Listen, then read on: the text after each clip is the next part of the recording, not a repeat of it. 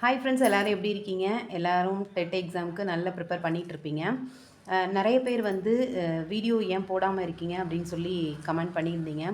So எக்ஸாம்ஸ்க்கு படிச்சுட்டு வீட்லேயும் எல்லாம் மேனேஜ் பண்ணுறதுனால கொஞ்சம் வந்து டைம் வந்து என்னால் வீடியோஸ் போடுறதுக்கு சரியாக ஸ்பெண்ட் பண்ண முடியல. அதனால தான் நான் வீடியோஸ் போடலை. பட் இனிமேல் வந்து 2 டேஸ் ஒன்ஸ் நான் கண்டிப்பாக வந்து வீடியோஸ் வந்து போடுறேன். ஒரு சிஸ்டர் கூட வந்து கோபமாக கூட கமெண்ட் பண்ணியிருந்தாங்க. ஸோ ஃபஸ்ட்டு சாரி சொல்லிக்கிறேன். அதுக்கப்புறம் இந்த வீடியோக்குள்ளே போகலாம் வாங்க.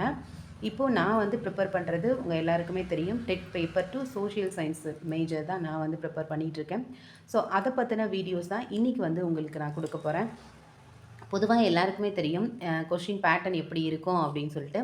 சைக்காலஜியில் 30 கொஸ்டின்ஸ், தமிழில் 30, இங்கிலீஷில் 30, அதுக்கப்புறம் சோசியலில் நமக்கு 60 மார்க்ஸு. ஸோ பார்த்திங்கன்னா 150 மார்க்ஸு.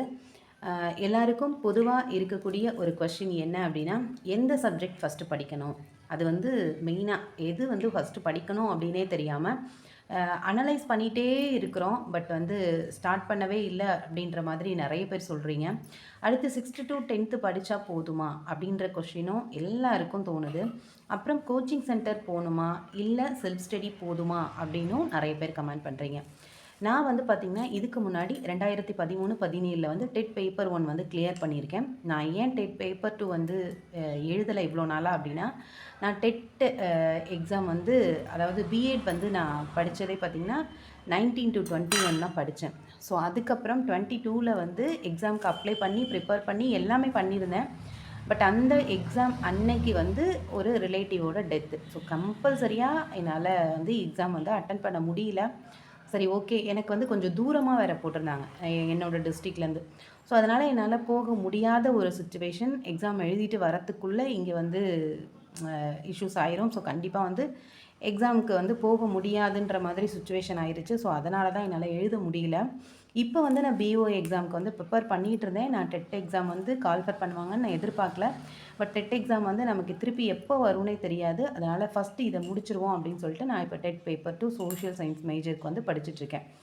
ஃபஸ்ட்டு மேஜர் சப்ஜெக்டில் நம்ம வந்து ஸ்ட்ராங்காக இருக்கணும். அதாவது சோஷியல் சயின்ஸில் நமக்கு 60 கொஷின் கொடுக்குறாங்க இல்லையா? ஸோ அதில் வந்து நம்ம ஸ்ட்ராங் ஆகிட்டோம்னாலே நம்ம வந்து எலிஜிபிலிட்டி மார்க்ஸ் வந்து வாங்கிடலாம். அதுக்கு 6th to 10th படித்தா போதுமா, 11th 12th படிக்கணுமா அப்படின்னு சொல்லி நிறைய பேர் கொஷின்ஸ் வந்து சொல்கிறீங்க. இப்போ நமக்கு இருக்கிற டைமில் நம்ம 6th to 12th வரைக்கும் படிக்க முடியுமா அப்படின்னு ஃபஸ்ட்டு யோசிச்சு பாருங்கள். இருக்க டைமில் நம்ம வந்து 150க்கு 150 வாங்கணும் அப்படின்றது கிடையாது. அதே மாதிரி இப்போ எஸ்ஜிடி இல்லை யூஜிடிஆர்பி மாதிரி டாப் மார்க்ஸ் வாங்கணும்னு அவசியம் கிடையாது. அந்த எலிஜிபிலிட்டி மார்க்ஸ் ஆனால் 82 வாங்கினா போதும். ஸோ அதுக்கு என்ன பண்ணணும், என்ன படிக்கணும், அதை மட்டும் நம்ம பண்ணாலே போதும். So 6th to 10th first complete பண்ணுங்கள். அதில் உள்ள எல்லாத்தையும் படிங்க. நிறைய பேர் வேர் டு ஸ்டடி சொல்லுங்கள், இம்பார்ட்டண்ட் லெசன் சொல்லுங்கள் அப்படின்ற மாதிரி சொல்கிறீங்க. டெட்டை பொறுத்த வரைக்குமே நீங்கள் வந்து ஒவ்வொரு புக்லேயும் top to bottom 6th to 10th வரையும் படித்தா தான் வந்து கிளியர் பண்ண முடியும். ஸோ அதனால் 6th to 10th வந்து படிங்க. இப்போ நமக்கு 60 கொஸ்டின்ஸில் எப்படியும் பார்த்திங்கன்னா 40 கொஸ்டின்ஸ் வந்து 6th to 10th தான் வரும். ஒருவேளை டிஃபிகல்ட்டி வந்து கொஞ்சம் அதிகமாக இருக்கிற பட்சத்தில் ஆஃப் கேட்குறதுக்கு சான்ஸ் இல்லை. பார்த்திங்கன்னா ஒரு வேளை கேட்டுட்டாங்க அப்படின்னாலும் 30 கொஸ்டின் நமக்கு இருக்குது. 11th 12th 20 to 30 தான். இதுவே நான் அதிகபட்சமாக தான் சொல்லியிருக்கேன். ஸோ நீங்கள் 6th to 10th வந்து ஸ்ட்ராங்காக நீங்கள் படிச்சுட்டு அந்த 30 கொஸ்டின் நீங்கள் போட்டுட்டிங்கன்னா அதுக்கப்புறம் 11th 12th நமக்கு 20 or 30 கேட்டாலும் நம்ம எல்லாத்துக்குமே நம்ம ஜஸ்ட்டு யோசித்து போட்டாலே ஒரு 10 ரைட்டாக போடலாம். ஸோ வந்து 6th to 10th வந்து நீங்கள் ஸ்ட்ராங்காக படிங்க. அதாவது லைன் பை லைன் படிங்க. ஸோ அப்படி படிக்கும்போது நம்மளால் ஈஸியாக வந்து மார்க்ஸ் ஸ்கோர் பண்ண முடியும். ப்ரீவியஸ் இயர் கொஸ்டின்ஸும் வந்து பாருங்கள். அடுத்து பார்த்திங்கன்னா டார்கெட் வந்து சில பேர் வந்து உட்காந்து மந்த்லி டார்கெட்டை நான் அதை முடிச்சிருவேன் இதை முடிச்சிருவேன்னு சொல்லி உட்காந்து அப்படி ஸ்கெடியூல் போடுவீங்க. பட் அது வந்து வேஸ்ட்டாக தான் போகும். நம்ம அந்த ஸ்கெடியூல் போடுவோம், பட் அதை 1 or 2 days வந்து ஃபாலோ பண்ணுவோம், அதுக்கப்புறம் அதை அப்படியே விட்டுருவோம். ஸோ வந்து வீக்லி டார்கெட் ஃபிக்ஸ் பண்ணிக்கோங்க. இன்றைக்கி மண்டேவா, இந்த மண்டேலேருந்து இந்த சண்டே வரைக்கும் இந்த வீக் வந்து நான் இதை படித்து முடிச்சிருவேன் அப்படின்ற மாதிரி டார்கெட் ஃபிக்ஸ் பண்ணிக்கிட்டு அதை முடிக்க பாருங்கள். அதை கம்ப்ளீட் பண்ண பாருங்கள். இப்போது ஃபார் எக்ஸாம்பிளுக்கு இந்த வீக் வந்து 10th சோஷியல் எடுத்துக்கிட்டிங்க அப்படின்னா தமிழ் ஆர் இங்கிலீஷ் வந்து கூட படிங்க.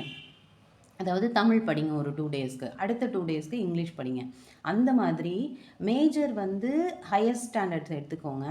தமிழ், இங்கிலீஷ் வந்து லோயர் ஸ்டாண்டர்ட் எடுத்துக்கோங்க. இப்படி பேலன்ஸ்டாக போகும்போது நமக்கு வந்து இப்போ 10th சோஷியல்ன்னும்போது நமக்கு கொஞ்சம் டிஃபிகல்ட்டாக இருக்கும். அதே சேம் டைம் நம்ம 10th Tamil R 10th English படிக்கும்போது நம்மளால் வந்து அதை கரெக்டாக படிக்க முடியாது. ரொம்ப டைம் ஆகுற மாதிரி இருக்கும். ஸோ இப்படி பேலன்ஸ் பண்ணி கொண்டு போங்க. நம்மளால் வந்து அந்த 10th சோஷியலும் கவர் பண்ண முடியும். 6th தமிழ் அண்ட் இங்கிலீஷ் அதையுமே நம்மளால் முடிக்க முடியும். அதாவது 6th தமிழ் ஒரு 2 டே, அதாவது 10th சோஷியல் இன்னைக்கு 2 லெசன் படிக்கிறீங்கன்னா 6th தமிழில் ஒரு டேர்ம் படிங்க. நெக்ஸ்ட் டே வந்து 10th சோஷியலில் ஒரு 2 லெசன்ஸ் படிக்கிறீங்கன்னா 6th இங்கிலீஷ் வந்து ஃபஸ்ட் டேர்ம் படிங்க.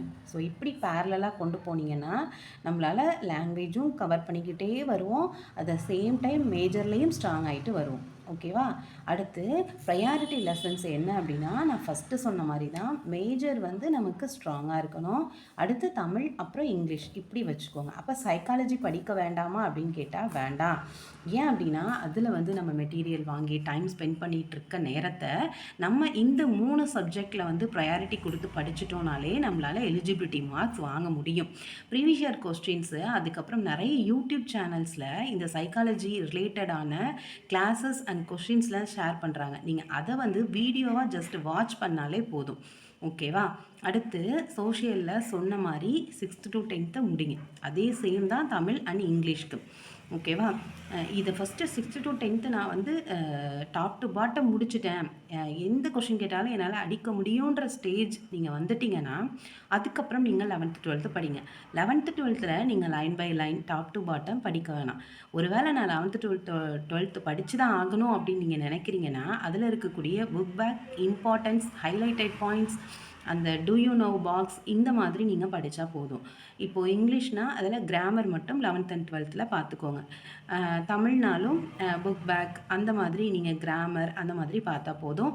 Social 11th and 12th importance மட்டும் புக் பேக் அந்த மாதிரி படித்தா போதும். அடுத்து செல்ஃப் ஸ்டடி பண்ணனா போதுமா அப்படின்னு சொல்லி கேட்குறீங்க. நான் என்ன சொல்கிறேன் அப்படின்னா, 2013-17 நான் டெட்டு பேப்பர் 1 கிளியர் பண்ணும்போது எந்த ஒரு கோச்சிங் சென்டரும் நான் போகல. நான் வந்து ஜாப் போயிட்டு கையில் 8 மாதம் குழந்தைய வச்சுட்டு தான் நான் ப்ரிப்பேர் பண்ணி படித்தேன். ஓகேவா? அதனால் செல்ஃப் ஸ்டடி பண்ணாலே போதும், டெட்டு நம்ம ஈஸியாக கிளியர் பண்ணிடலாம். அதுக்கப்புறம் நம்ம வந்து நியமன தேர்வு எழுதும் போது வேணால் கோச்சிங் கிளாஸ் கண்டிப்பாக ஜாயின் பண்ணிக்கலாம். டெஸ்ட் பேட்ச் வேணால் ஜாயின் பண்ணிக்கோங்க. ஆனால் டெஸ்ட் பேட்சுமே நிறைய பேர் 2000 அந்த மாதிரி அமௌண்ட் வந்து கொஞ்சம் கூடையாக இருக்குது. உங்களுக்கு கன்வீனியண்ட்டாக 300 350க்குமே டெஸ்ட் பேட்ச் வந்து போடுறாங்க. ஃபஸ்ட்டு நீங்கள் வந்து உங்கள் ஷெட்யூல் படி நீங்கள் படித்து முடிங்க. இன்னொருத்தர் வந்து நமக்கு ஷெட்யூல் போட்டு தராங்க அப்படின்னா நம்மளால் அதை சரியாக ஃபாலோ பண்ண முடியாது. நம்மளும் டீச்சர்ஸ் தான், நம்ம கெப்பாசிட்டி என்ன அப்படின்றது நமக்கு தெரியும். ஸோ அதுக்கேற்ற மாதிரி வீக்லி பிளான் பண்ணி நீங்கள் ஒரு 1 மந்த்க்குள்ளே கடகடன் படிச்சுட்டு அதுக்கப்புறம் டெஸ்ட் பேட்ச் ஜாயின் பண்ணி கொஷின் பேப்பர் வச்சு போட்டு பார்த்தீங்கன்னா ரொம்ப யூஸ்ஃபுல்லாக இருக்கும். ஈஸியாக பாஸ் பண்ணலாமான்னு கேட்குறாங்க. கண்டிப்பாக பாஸ் பண்ண முடியும். நீங்கள் ஒரு சோஷியலில் ஒரு 40 கொஸ்டின் மட்டும் டார்கெட் வச்சுக்கோங்க 60K.